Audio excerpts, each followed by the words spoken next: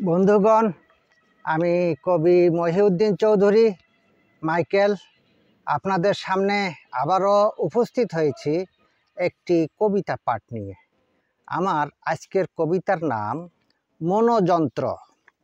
আমি এই কবিতাটি লিখেছিলাম 31/8/2022 খ্রিস্টাব্দে। পাঠ করছি। যারা মানুষদের অল্পতেই বিশ্বাসে আপন করে নেয়, তারা প্রায় অধিকাংশই ভুলের কারণে কষ্ট পায়।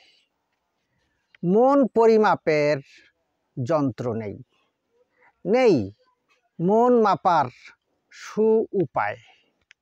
একে অন্যকে বুঝতে তাই বিশ্বাসে দরকার হয় সময়। মহাগতিশীল ওই মনোযন্ত্র নিয়ন্ত্রণে বিফল মন্ত্রতন্ত্র, নিয়ন্ত্রণে বিফল মন্ত্রতন্ত্র।